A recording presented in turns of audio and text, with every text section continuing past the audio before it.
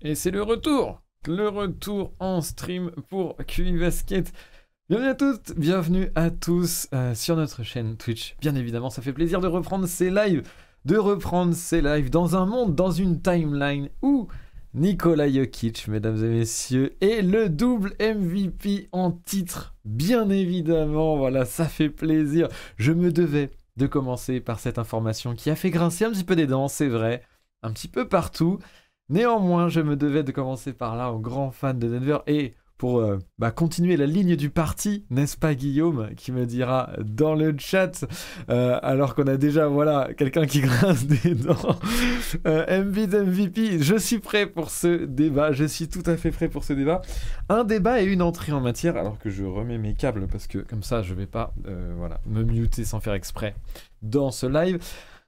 Une entrée en matière et un débat qui m'a été inspiré, qui m'a été susurré à l'oreille avant ce live sur Twitter par Tractopello, mon ami Tractopello, et qui est le rookie, bien évidemment, qui se reconnaîtra. Merci à toi, grosse dédicace. Je t'avais promis un shout-out.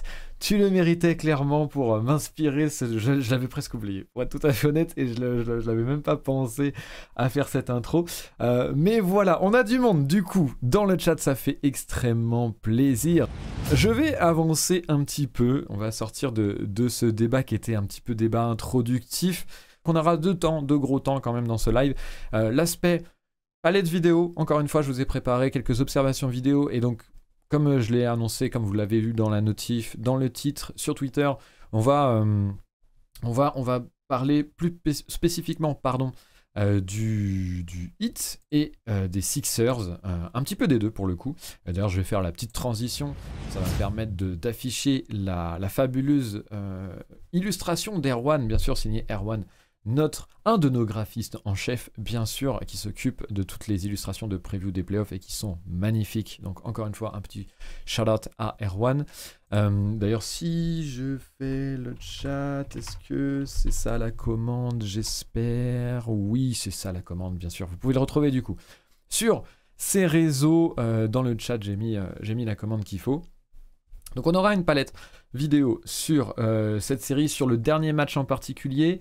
Je ne vais pas revenir sur les deux premiers matchs gagnés par le Heat à domicile, parce que je trouve que l'absence d'Embiid quand même joue énormément dans la balance. Et puis il y a des choses qui ont déjà été dites comme ça. Alors nous, on n'a pas trop eu le temps d'y revenir du coup. Malgré tout, je pense qu'il y a eu quand même pas mal de choses. On va revenir plutôt sur les deux derniers et l'égalisation du coup de Philly à la maison.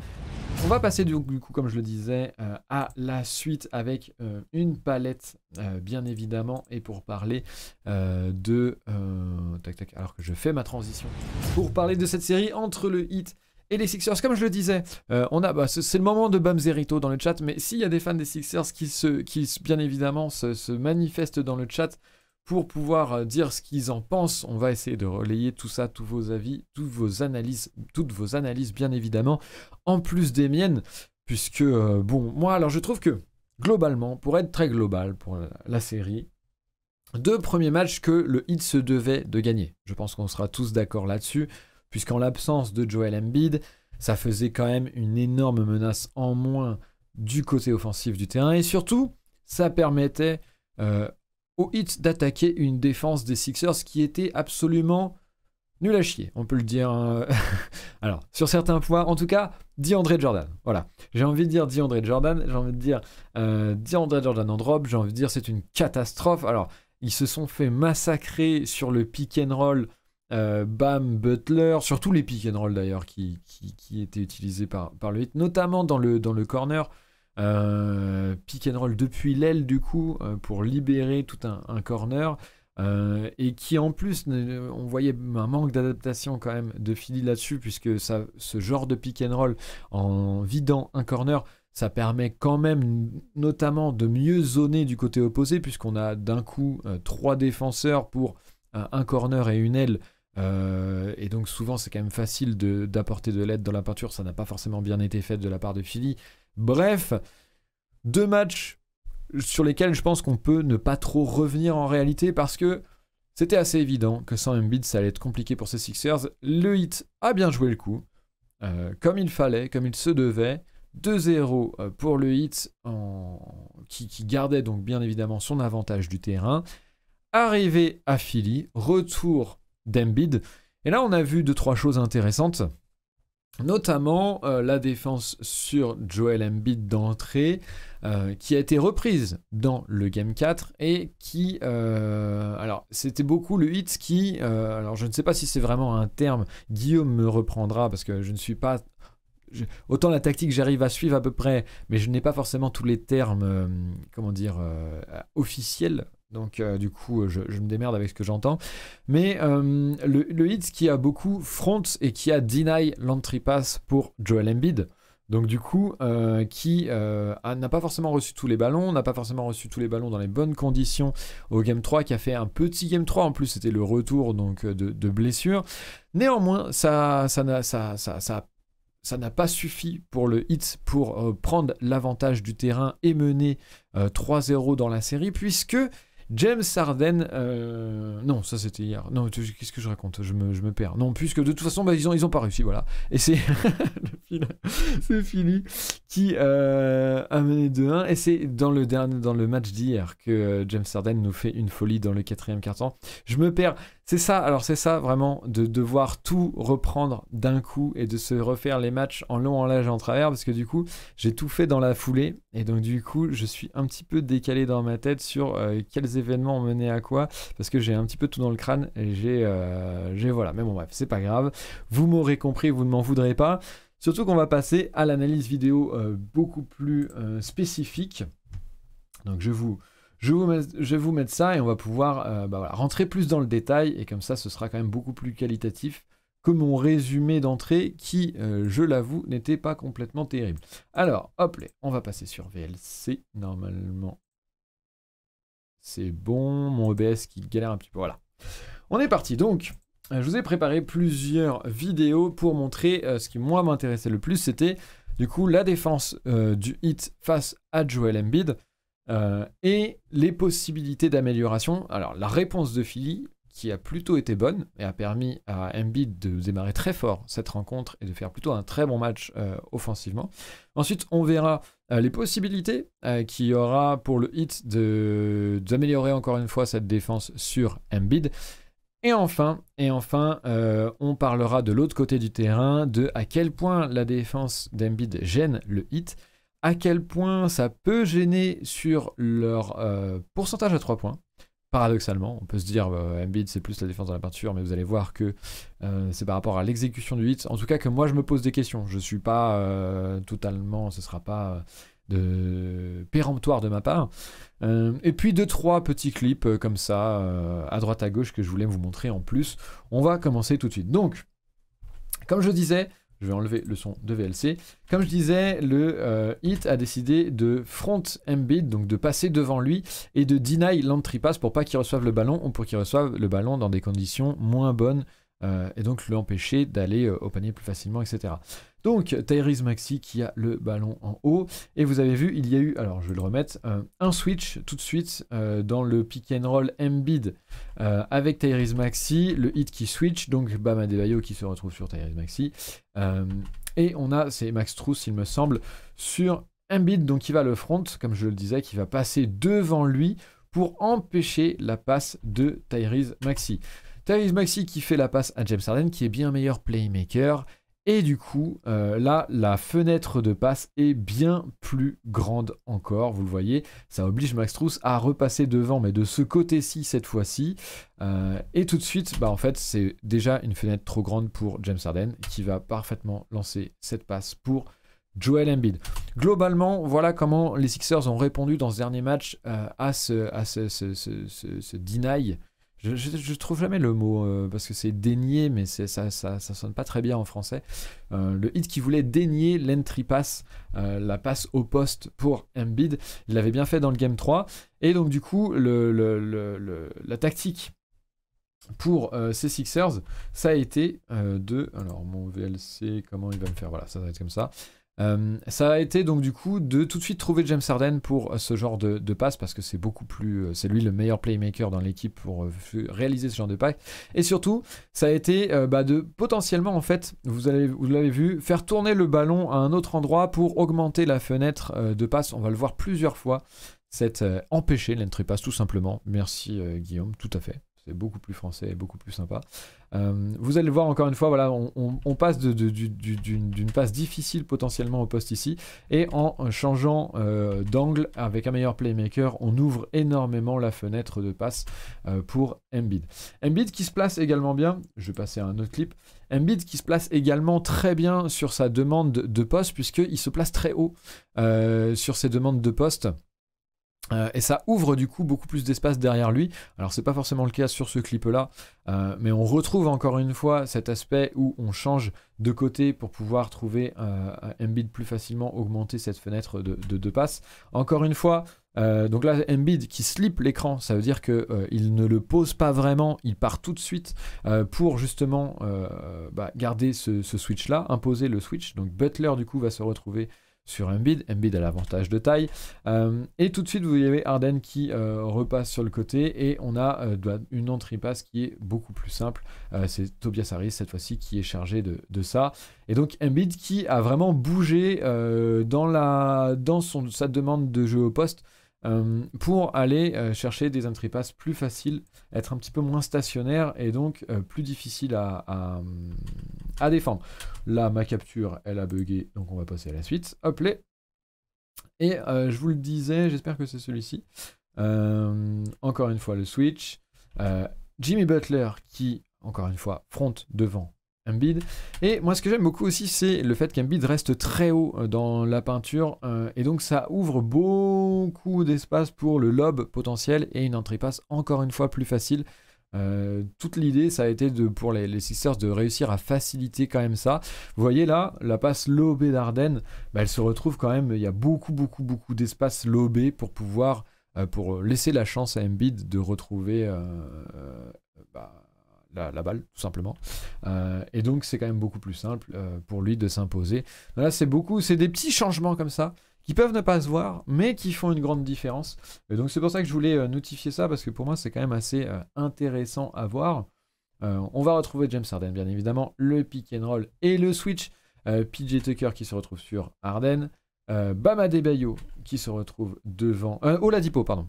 Oladipo qui se retrouve devant Embiid. Et vous allez voir que Oladipo, alors voilà, non, là c'est l'autre chose. Oladipo fait un meilleur job, je trouve, sur l'entry pass que Butler, par exemple. À chaque fois que c'est Oladipo qui s'est retrouvé face à Embiid, les entry pass ont été plus compliqués à gérer, voire il y a eu quelques pertes de balles. Et moi là, ce que j'aime bien, c'est une possibilité pour le Heat de gérer Embiid. Ça va être la double team, bien évidemment, et parier sur le fait que le côté playmaking d'Embiid ne soit pas suffisant pour lui permettre de se retirer de ces double teams, de ces prises à deux, du coup, pour franciser. Donc là, c'est ce qui va se passer. C'est-à-dire que encore une fois, on a ce jeu d'entry pass et de front de la part du Heat qui essaye d'empêcher cette passe-là au poste pour Joel Embiid. Et étant donné que ça ne va pas fonctionner, on va voir Max Strus qui va parfaitement dézoner dans le bon timing pour tout de suite empêcher Embiid de prendre la position préférentielle et se jouer d'Oladipo qui était resté devant lui. Et surtout, on va parier du côté du 8, du coup, sur le fait que Embiid ne saura pas faire cette passe-là, ne saura pas faire cette lecture-là, puisque là, Kyle Lowry descend pour protéger l'accès à la peinture et pour défendre sur Tyrese Maxey. Ça laisse Danny Green ouvert. Là, c'est tout un jeu de manipulation de la part de Embiid au poste pour potentiellement faire une feinte de passe sur Green pour ramener Lowry sur l'aide défensive en hauteur là et faire la passe à Maxey. Ou inversement, en tout cas, il faut qu'il fasse cette passe-là, qui est et la lecture et ensuite la réalisation. Et là, s'il y a la lecture pour Tyrese Maxey, la réalisation n'est pas bonne. Parce que Embiid n'est pas un passeur suffisamment bon au poste pour ça. Donc c'est intéressant de la part du Heat, ce genre de prise à deux. Alors que on passe le salam à Hassan 33, bienvenue à toi, première fois dans le chat. Très content de t'avoir du coup avec nous. N'hésite pas à commenter dans le chat, à donner tes impressions. On est sur l'analyse de ce Sixers versus Heat. Et merci pour ton follow, bienvenue. Tu rentres dans le 5 avec nous. Un très grand 5, mais un 5 des plus efficaces. Voilà. Ça, c'est une des solutions que je notais et qui était déjà présente. On en parlait dans la série face aux Raptors. Hein. Vous pouvez le voir sur YouTube. On a une vidéo d'analyse qui reprend un petit peu ça aussi. Et aussi des lives et la preview où on montrait pas mal ça. Cette idée de doubler Embiid au poste et le doubler surtout dans le bon timing. Dans le bon timing, et ça, je vais y revenir un petit peu après. Hop là, on va passer à la suite. Encore une fois, cette idée de front Embiid, d'aller devant lui pour lui deny l'entry pass. Et cette fois-ci, voilà, on va réussir à l'empêcher du côté du hit pour plusieurs raisons. La double team, en fait, beaucoup plus, encore une fois, beaucoup plus, pas tardive, mais tôt, du coup, beaucoup plus anticipée, on va dire ça comme ça. Et donc, qui permet de batailler sur la passe. La passe est un petit peu longue également, cette fois-ci, et donc du coup, il y a déjà du contact et de la bataille sur la passe. Donc ça, c'est intéressant, puisque l'autre problématique de faire ça de la part des Sixers, c'est que plus la passe est lobée et longue, plus le temps de réaction au sol est rapide, donc on peut potentiellement le gérer, l'anticiper, et mieux le contrer. C'est ce qui se passe ici. Donc encore une fois, la prise à deux, pour gérer ce front, ce deny de l'entry pass et globalement la défense sur Joel Embiid, ça peut être intéressant pour le hit qui s'est adapté du coup au fur et à mesure de ce match. Un dernier clip, j'en ai mis beaucoup du front Embiid, il y a beaucoup d'occurrences. Voilà, là c'est Oladipo qui est dessus, et moi j'aime beaucoup Oladipo qui est très actif, vous le voyez ici. Oladipo, je trouve qu'il a été vraiment très bon sur ce Game 4, offensivement, défensivement. Même si encore une fois, voilà, j'ai un peu peur quand je vois que Oladipo est un des joueurs qui a le plus de volume offensif, mais bon, c'est une parenthèse. En tout cas, défensivement, je l'ai trouvé très convaincant sur Embiid et un petit peu plus aérien que Jimmy Butler. Donc du coup, je trouve que ça a apporté vachement à ce niveau-là. Voilà, une dernière. Encore une fois, il me semble que c'est encore Oladipo qui est dessus. Et là, ce que j'aime bien dans le travail d'Oladipo, c'est que c'est celle-ci que je voulais montrer par rapport à tout à l'heure, c'est qu'il va imposer à Embiid de reculer. Et donc tout à l'heure, en fait, Embiid il prenait ce genre de position sur l'elbow, sur le coude de la raquette, ici, à côté de la peinture. Et donc du coup, il y avait beaucoup plus une grande fenêtre pour pouvoir faire la passe lobée. Là, Oladipo, vous allez le voir, il va vraiment essayer d'enfoncer Embiid beaucoup plus bas au poste. Et donc du coup, la fenêtre ici, pour la passe lobée potentielle, elle se referme énormément. Et donc du coup, vous allez le voir, quand Harden va la tenter, voilà, ça va être beaucoup plus compliqué de la réaliser correctement. Et on se retrouve avec une perte de balle et une réception pour le hit assez facile.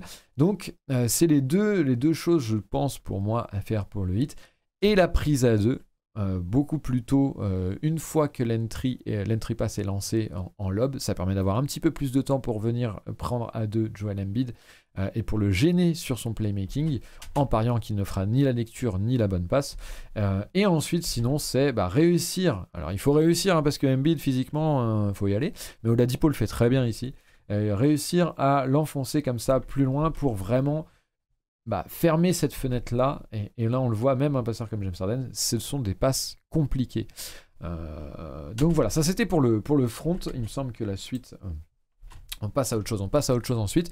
Donc voilà, je vais revenir dans le chat du coup sur ce que vous dites un petit peu pour voir un petit peu vos commentaires, voir si vous êtes d'accord ou non avec moi, hein. Ça c'est, n'hésitez pas, on est là aussi pour en débattre, donc il n'y a pas de souci. Guillaume qui nous dit je l'avais aussi ce clip, excellent choix. Ça me fait très plaisir. Donc du coup je me dis que c'est quand même pas trop mal. Cette petite palette et ce choix d'observation. Tac. Hop là. Refus empêché, nous dit Black Ganon. Oui, très bien, refus. Oui, refus, c'est bien aussi. Voilà, je perds mon français, mais vous êtes là pour me rattraper parce que et en plus, c'était pas si compliqué. Hier encore le playmaking d'Harden, même quand il met pas beaucoup de points, c'est solide, plus qu'énormément de joueurs en NBA. Complètement slip sinner. Je trouve que c'est un petit peu dévoyé dans la conversation qu'on a autour d'Embiid sur ses playoffs, qui est très. Oui, Embiid, Harden, il est cramé, etc., au scoring. Alors déjà, c'est pas complètement vrai, puisque voilà, hier, il prend feu à 3 points sur le step back, et du coup, ça change énormément la donne.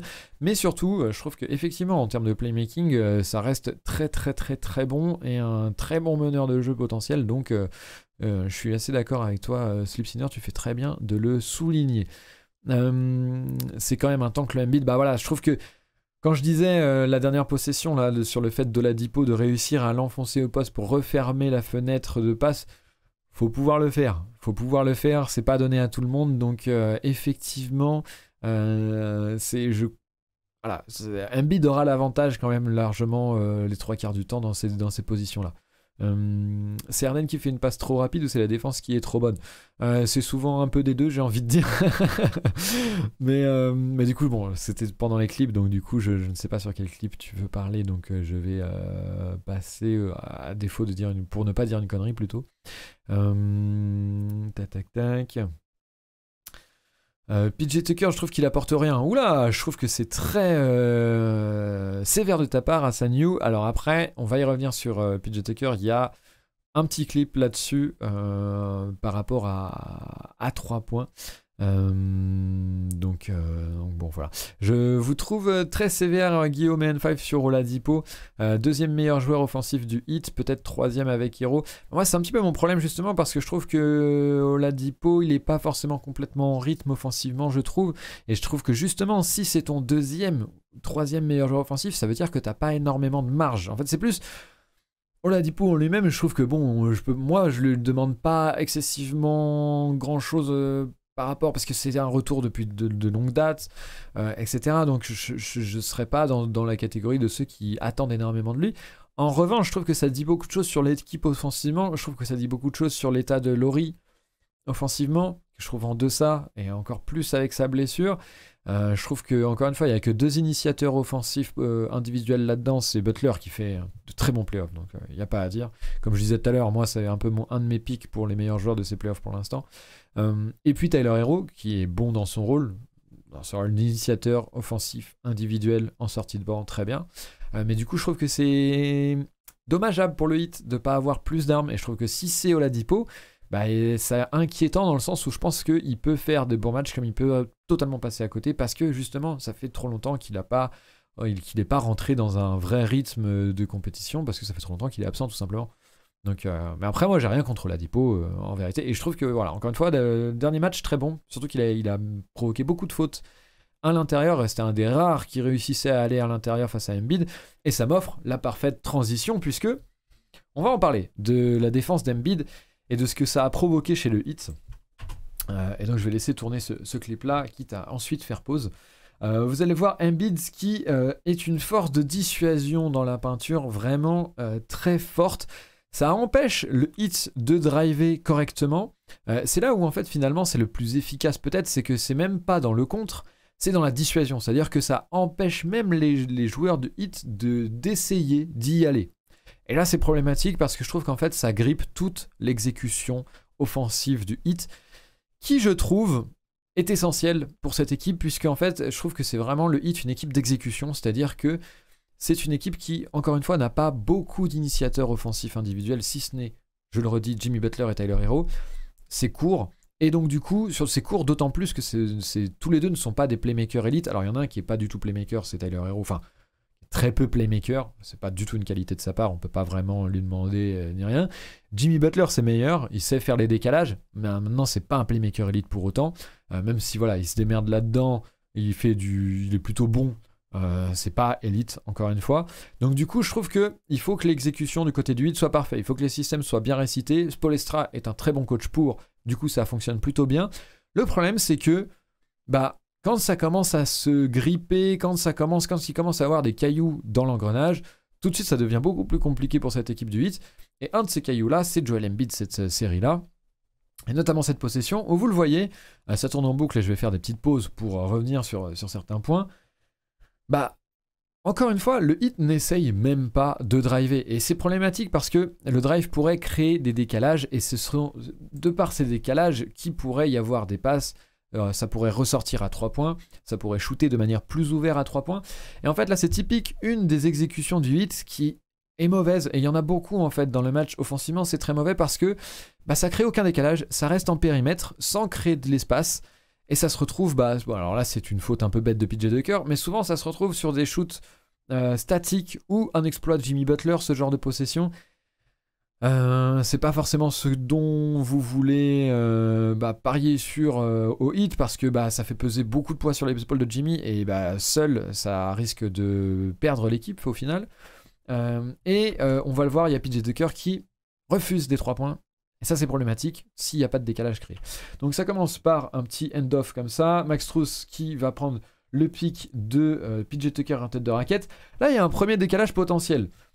Embiid joue le drop sur le pick and roll, c'est-à-dire qu'il reste bas pour protéger l'accès au cercle, protéger le drive, protéger voilà, le drive du porteur ou le rollman qui pourrait plonger sur le panier. Neko qui nous dit « Je dois y aller, salut, bonne soirée à toi. Merci d'être passé, ça fait très plaisir de t'avoir dans le chat avec beaucoup de très bons commentaires, donc merci de ta présence. On espère te revoir sur les prochains. Voilà, donc merci encore à toi. Donc, le Embiid qui va sortir sur Max Strus, ça va permettre à PJ Tucker de récupérer cette passe, et c'est là qu'Embiid est très bon aussi, qu'il a la mobilité sur les hanches, sur le coup de rein, n'est-ce pas, pour tout de suite réussir à, alors qu'il était sur Max Strus, faire face à PJ Tucker sur le roll. PJ Tucker qui s'arrête, donc là, encore une fois, une très bonne défense de Embiid, hein, on peut pas en vouloir trop à PJ Tucker. Peut-être que la passe à la base et l'espace créé par le pick and roll n'est pas suffisant. Mais encore une fois, Max Strus n'est pas un playmaker élite, n'est pas un... Donc peut-être qu'il fixe pas assez ici Embiid pour laisser assez de place à PJ Tucker. Mais encore une fois, ce sont les armes du hit, donc il n'y aura pas beaucoup mieux de ce côté-là. Embiid fait un très bon boulot. Du coup, PJ Tucker ressort sur Jimmy Butler. Et là, s'ensuit un jeu voilà, de pick and roll avec Butler. Et là, pour moi, c'est là le problème. PJ Tucker qui ne prend pas ce 3 points-là. S'il prend pas ce 3 points-là, ça devient très compliqué pour le hit de faire quoi que ce soit sur cette possession. Parce que tout de suite, encore une fois, ça va jouer sur le périmètre sans prendre le peu d'espace qui a été créé. Ça va surtout ne pas créer d'espace ou très peu. Et en fait, ça, c'est... Bon, je voulais montrer cette possession-là parce qu'elle est symbolique et symptomatique. Il y a beaucoup de ces possessions, encore une fois, qui terminent dans les mains de Jimmy Butler, qui doit faire tout seul. Ou alors, c'est des shoots un petit peu casse-croûte de la part de Tucker ou de la part d'un autre shooter, mais sur des shoots qui ne sont pas forcément en rythme, sur des shoots qui ne sont pas forcément complètement ouverts. C'est problématique du coup. Et en fait, voilà comment Embiid qui complètement dissuade tous les drives, ça permet de ne pas créer de décalage et de voir que le hit est assez impuissant sur les décalages qu'ils font sur le secteur extérieur. C'est là aussi où je me pose une question parce que j'ai suivi un petit peu quand même le hit en saison régulière. Le hit ont des systèmes intéressants sur l'extérieur qui n'impliquent pas forcément le pick and roll et le drive en tout cas vers la raquette. Je pense notamment au système qui tourne avec Duncan Robinson, notamment des doubles écrans en stagger ou en pin down pour pouvoir le démarquer sur les ailes ou en tête de raquette. Il n'y a pas de Duncan Robinson, mais il n'y a même pas ce genre de set mis en place par Spoelstra dans le game dans ce dernier match, dans les matchs précédents. Je me demande quand même à quel point il n'y a pas un ajustement possible là-dedans pour le hit et Spoelstra. Alors que Bam Zerito me demande si j'ai pas mis l'énorme contre d'Embiid sur Maurice. Non, je l'ai pas mis, mais ça m'a beaucoup démangé, hein, surtout pour Maurice. Bon voilà, mais ça m'a démangé, je te le dis. Donc voilà. Donc ça c'était une première action où on voit cette influence et cette dissuasion de Joel Embiid.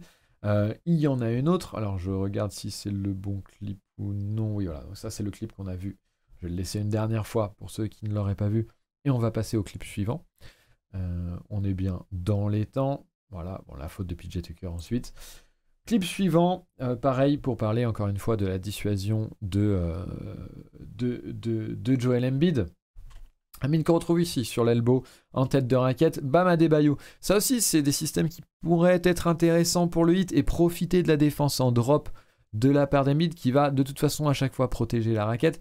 Il y a pas mal de DHO, donc dribble and off, on en parlait tout à l'heure, où le pivot, ici Bam Adebayo, en plus qui est plutôt compétent sur sa capacité de passe, va en fait poser un écran et juste déposer la balle dans la main d'un extérieur qui viendrait contourner tout et récupérer le ballon pour potentiellement shooter en sortie d'écran. Ça pourrait être une des choses que pourrait mettre le hit, que pourrait mettre en place le hit. Voilà, je m'embrouillais. Donc là, c'est un peu c'est un peu le set qui est mis en place, c'est-à-dire Bam Adebayo qui va se retourner, qui va faire ce dribble and off. Max Strus qui va profiter de l'écran de PJ Tucker pour se démarquer et prendre ce ballon. Embiid qui ressort bien pour le coup pour empêcher le shoot. Là, il y a une passe pour Bam Adebayo qui ne sera pas faite parce que c'est une passe compliquée. Une passe pour PJ Tucker. PJ Tucker qui peut la faire à Bam Adebayo. Et là, on voit Embiid à quel point il est fort. C'est aussi ça hein, qu'il faut souligner parce que je parle beaucoup de comment le Heat n'a pas les armes pour. Embiid est très fort aussi. Vous avez vu qu'il est ressorti sur Max Strus à 3 points. Il revient aussi bas sur Bam Adebayo. Et surtout, vous allez le voir là, la séquence sur Bam, c'est incroyable. Il le sort à chaque fois de la raquette. C'est tout simple. Il l'empêche complètement d'aller au cercle, de rentrer dans la peinture. Vraiment très très très bon taf, encore une fois, d'Embiid à tous les plans. Dans la dissuasion sur le shoot ici, dans la dissuasion ensuite à l'intérieur. Il n'en reste que ce genre de set-là, c'est plutôt bien de la part de Miami dans l'idée. Je trouve que en fait, ça montre un peu la limitation du Heat dans tous les postes à chaque fois parce que à chaque fois, il y a un élément qui, si le joueur était élite au playmaking, si le joueur était élite sur son poste bas, je pense à Bam, sur sa prise de position, à chaque fois, bah, ça pourrait faire un décalage assez suffisant pour mettre en danger Philly. Je pense à la passe ici. C'est une passe compliquée, c'est clair, je ne demande pas à Max Strus de réussir cette passe. Je dis juste que justement, c'est le problème de ce hit-là, peut-être le plafond de ce hit-là, de ne pas pouvoir faire cette passe-ci. La passe pour Tucker et pour autant bonne. Tucker, malgré tout, il prend pas le 3 points. Bon, ça peut être une idée. La passe, elle pourrait être beaucoup plus laser et beaucoup plus sur le milieu pour réussir à laisser Bam dans une bonne position vis-à-vis d'Embiid, parce qu'il est en retard, Embiid, vis-à-vis de Bam à ce moment-là. C'est pas le cas, c'est une passe moyenne qui est beaucoup trop à l'extérieur, beaucoup trop lobée, ça donne le temps à Embiid de revenir. Et ensuite, Bam Adebayo, qui n'est pas capable de là prendre la faute sur Embiid, et Embiid qui fait un travail merveilleux tout au long. Je trouve que voilà, l'exécution du hit, qui doit être parfaite à chaque fois, a peut-être son plafond. Et si Embiid est toujours aussi bon défensivement, je trouve que ça va être difficile pour le hit de trouver les armes autour pour gérer justement cette exécution à la perfection, pour la mener à bien complètement. Et c'est là que je vois que je trouve que Embiid fait énormément de bien sûr à ses Sixers et surtout gêne énormément ce hit là. Embiid défend en drop sauf contre Hero, mais en fait c'est là où Embiid je trouve fait une très bonne série, c'est qu'il s'adapte, on l'a vu même le clip juste avant où il ressort sur Max Strus qui justement devrait pouvoir avoir une solution de tir à 3 points sur ce set avec le dribble end-off avec Bam. Embiid reconnaît le set et est capable du coup de s'adapter, de remonter et ensuite de revenir. Et c'est là où je dis que peut-être l'erreur la plus grande sur cette action-là, c'est quand Tucker fait la passe, où Tucker fait une passe qui est trop à l'extérieur et donc du coup ne profite pas du retard de Embiid sur Bam Adebayo dans la peinture. Je trouve que là, c'est peut-être là qu'est le plus grand erreur, mais est-ce qu'ils peuvent décemment corriger cette erreur à chaque fois ? Je suis pas sûr, je pense que Tucker c'est pas un playmaker assez bon pour faire cette passe-là parfaitement à chaque fois. Je pense que son niveau il est plus là où il va faire la bonne lecture mais pas assez bien, un peu tard, et donc du coup le décalage créé par le hit n'est pas suffisant, je pense. Neko91 qui nous rejoint, qui donc était encore un peu resté, merci à toi pour le follow du coup. Comment il le bully, c'est dur mentalement pour Bam, ouais, même physiquement, hein, je pense, pour Bam, parce que là, il y a été Bam, mais voilà, Embiid est très bon physiquement aussi, donc c'est ça qui permet aussi défensivement d'être très intéressant. Pourquoi c'est pas Lauri qui se retrouve à être dans le 5 pour faire ce genre de passe ? Je suis tout à fait d'accord, c'est là où Lauri, normalement, apporte énormément sur le playmaking. J'ai du mal à comprendre l'utilisation de Lauri par Spoelstra sur cette série. Moi, je crois que surtout que Lauri, il est trop gêné, je pense qu'il est blessé, moi je trouve que ça s'est vu. Moi je trouve que ça s'est vu sur le Game 3, le Game 4, pardon.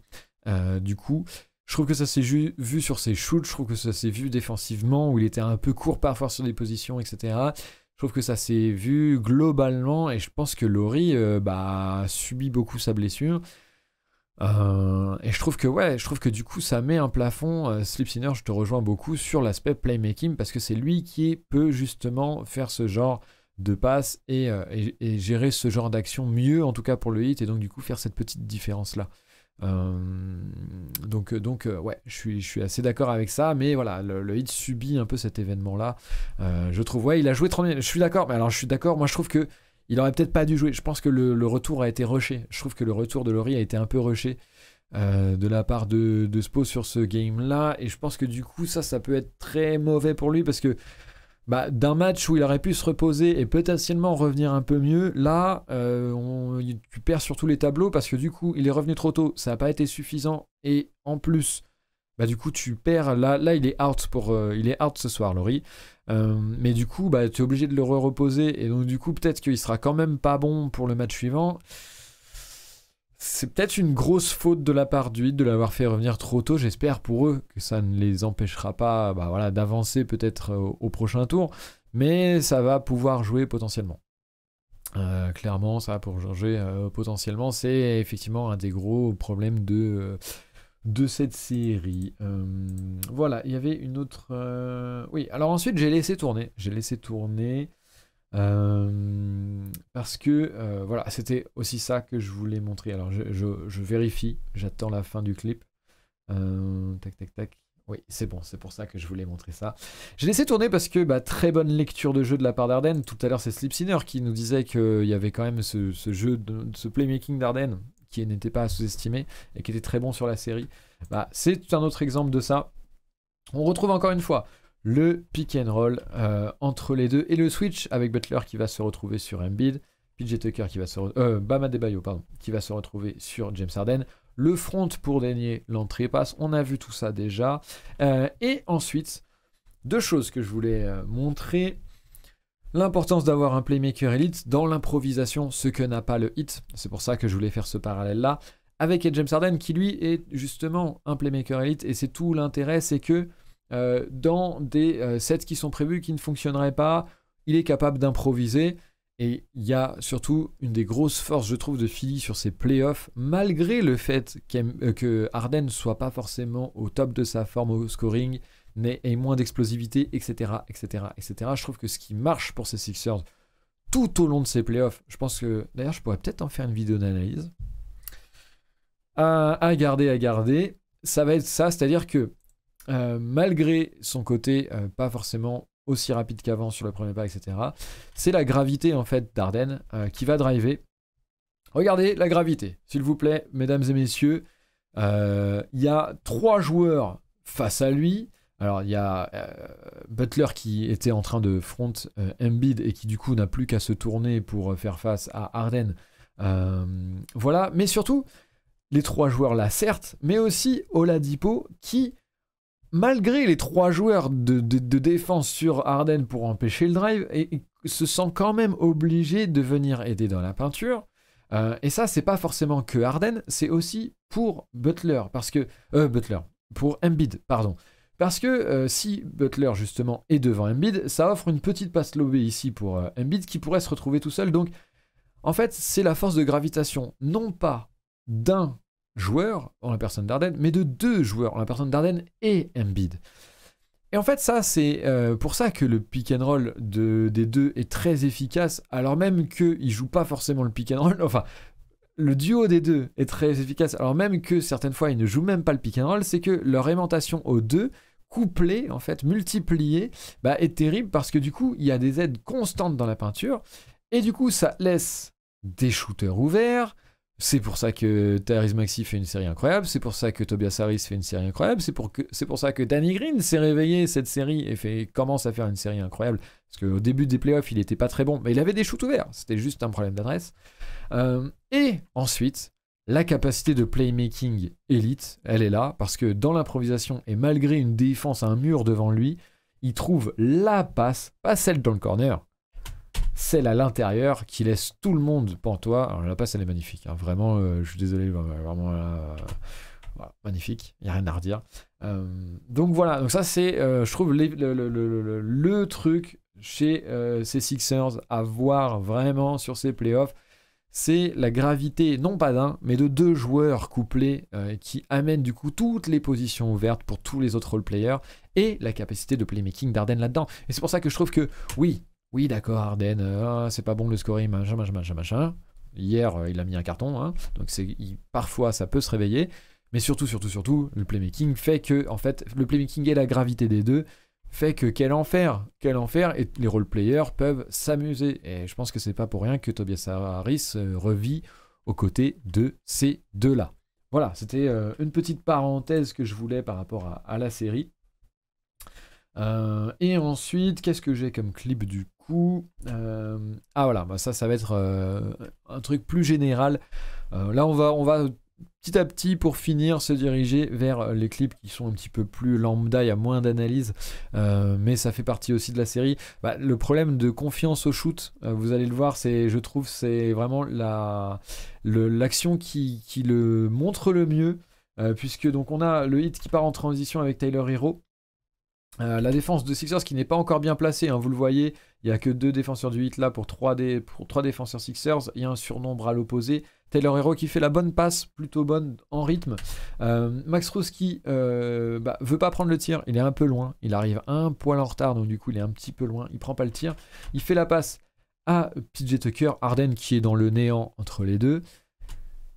Et là en fait c'est à toi, à moi, et chacun refuse le tir jusqu'à ce moment d'hésitation un peu trop longue de PJ Tucker, ça ne rentre pas. Et là ce qui est particulièrement injuste, c'est l'autre côté du terrain où Danny Green qui est tellement en confiance qu'il pull up devant Max Strus, la faute. Voilà, je trouve que ça résumait parfaitement le dernier game, le match 4, le match 4, pardon, oui, le match 4. La différence de confiance entre les deux équipes à 3 points, elle se fait là.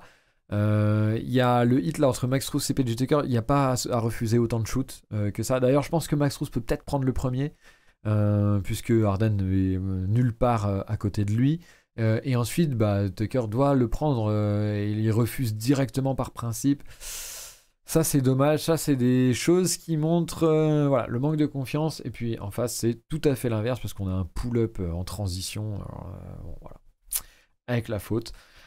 C'était pour montrer un peu la dynamique des deux équipes et que forcément ça va être compliqué pour le hit si cette dynamique reste dans ce sens-là. Il va falloir inverser la tendance chez eux, bien évidemment. Slipsinner qui nous dit c'est très impressionnant de voir la peur de Embiid à récupérer la balle dans la peinture. La peur du hit à voir Embiid récupérer la balle. Oui, je suis plus de la petite correction après. C'est normal, hein, parce que dans la peinture il est excellent. Embiid, il est trop fort. Vraiment, quand je regardais le match hier offensivement, même quand il l'a en dehors de la peinture, hein, quelques fadeaway, etc., turnaround, machin, très très chaud. Donc Bamzerito qui nous dit 6-35 à 3 points avant-hier. Oui, non, mais clairement, ça a été très compliqué pour lui. Après, ce qui est bien, c'est qu'ils feront difficilement pire et il y aura forcément une marge de manœuvre et une marge d'amélioration. Maintenant, je trouve que là où ça m'inquiète un peu, c'est que je trouve qu'il y a quand même beaucoup, avec Embiid, encore une fois, l'exécution, comme je disais, du hit tout à l'heure, l'exécution du hit, du coup, est moins bonne. Et du coup, je trouve que, il y a quand même des 3 points qui sont pas des bons shoots. Il y a des 3 points qui sont pris un petit peu off-tempo. Et donc du coup, même si je pense qu'effectivement, vous avez une belle marge de progression, parce qu'il y a des shoots ouverts qui ne rentrent pas, et c'est juste de la confiance, et voilà, donc ça, ils pourront rentrer, et vous pourrez faire des meilleurs scores à 3 points, et donc du coup être meilleur dans l'exercice, et affleurer peut-être devant le scoring, ou en tout cas être quand même un peu plus dans la course face à cette équipe des Sixers. Eux ne shooteront peut-être pas aussi bien aussi, donc forcément, il y a cette variance-là qui reste, quoi qu'il arrive. Néanmoins, je ne suis pas complètement confiant quant à votre capacité à vraiment aller encore au-delà d'un pourcentage à 3 points plus que correct s'il n'y a pas de réajustement. J'en ai cité quelques-uns, notamment peut-être l'avenue de Duncan Robinson dans le 5, si son benchage massif ne lui a pas coûté de la confiance. On verra si Spo s'adapte par rapport à ça. Voilà, et puis voilà, il y a d'autres systèmes à mettre en place. On parlait du set avec peut-être Kyle Lowry pour jouer le playmaking s'il revient bien dans la série. Moi je voulais vous montrer une autre action d'exécution quand il n'y a pas Embiid sur le terrain, parce que j'ai trouvé ça flagrant, l'exécution du hit et les ouvertures du coup que ça laissait au hit quand Embiid n'était pas là, pour vous montrer. Alors c'est un peu schématique et là c'était vraiment flagrant, c'est pas toujours comme ça. Néanmoins, vous allez le voir, oui, forcément c'est pas du tout la même limonade, puisque là vous voyez la peinture, c'est ouvert, mais alors là, comme jamais, le hit doit remporter les minutes sans Embiid sur le terrain, c'est fondamental pour cette série. On va se refaire ça. C'est Kyle Lowry qui récupère là dans le corner, et surtout voilà cette image, la protection là dans la peinture, il n'y a personne, et donc du coup le drive est facile pour Kyle Lowry, Et ensuite, la cut parfaite de Bam, le service parfait de Kylori. Vraiment, c'est baby food. Baby food, comme disent les ricains. Voilà. Donc voilà. C'était un petit peu près tout pour cette palette. J'espère que ça vous aura plu, fan du hit du coup, en la personne de Bam Zerito qui était là. C'était à peu près tout, moi, par rapport à cette série. Voilà, encore une fois, comme je le disais, Embiid, je trouve, joue parfaitement. Défensivement, je le trouve très fort. Vraiment, en plus, en étant blessé, tout ça, alors offensivement, peut-être que c'est peut-être plus difficile pour lui, notamment sur le shoot. Peut-être en délicatesse au shoot. Logiquement, hein, quand on est blessé comme ça, c'est toujours plus compliqué. Je vais repasser voilà, sur cet écran-ci. C'est forcément plus compliqué pour lui. Néanmoins, je trouve qu'il réussit quand même à obtenir des bonnes positions préférentielles. Et puis je trouve que défensivement, vraiment trop fort. Il gêne énormément le hit. Dans l'exécution, je trouve que le hit, du coup, a peut-être un plafond. C'est ce que je vais surveiller vraiment sur le prochain match, là, sur ce match ce soir. Ça va être l'exécution du hit. Est-ce que les ajustements sur les démarcations à 3 points, est-ce qu'il y aura un peu plus de sets intéressants, les pin down, les doubles écrans sur l'aile pour démarquer des shooters? Est-ce qu'on va voir un petit peu plus de ça? Est-ce qu'on va avoir plus de minutes pour Duncan Robinson? Est-ce que ça peut potentiellement se tenter de la part de Spoelstra qui l'a mis au placard jusque-là? Est-ce qu'il ne va pas être trop court justement dans sa confiance en lui après avoir été autant de temps benché? Et puis, quelles autres adaptations? Il y a plein de choses que je n'imagine pas, hein, parce que Spoelstra, quand même, c'est un boss tactique, donc on peut imaginer d'autres choses surprenantes qui pourront faire l'objet de live ou d'analyse tactique. Je vous invite à suivre notre chaîne YouTube, parce que ça peut tomber potentiellement dans les prochains jours. J'aurai sûrement du temps dans cette mi-semaine, fin de semaine pour faire ça, donc n'hésitez pas à aller vous abonner là-bas, ça pourra certainement tomber. Moi, je vais arrêter là-dessus. Encore une fois, je vous remercie à tous ceux qui seront passés dans le live. Il y a eu beaucoup de nouveaux, ça faisait très plaisir de vous avoir dans le chat, en plus d'être dans le live, c'est toujours un plaisir de discuter avec vous, j'espère que ça vous aura plu. N'hésitez pas encore pour tous les nouveaux à nous follow si c'est pas déjà fait pour avoir les notifications Twitch. Nous, on se retrouve du coup jeudi, je l'espère. Je ne peux pas garantir à 100%, mais normalement je suis chaud pour préparer un truc jeudi soir du coup, à cet horaire-là, ou peut-être l'horaire suivante. Encore une fois, suivez-nous sur Twitter, suivez-nous sur tous nos réseaux pour avoir, alors que je mets la commande dans le chat du Linktree pour que vous ayez tout, pour avoir les news quant à tout ça. On se retrouve, bon match à vous. Bon match à vous, continuez à suivre vos séries, on se retrouve sur Twitter, sur Twitch, sur YouTube, partout. Bonne soirée à tous, moi je m'arrête là-dessus, et je vous dis à plus tout le monde.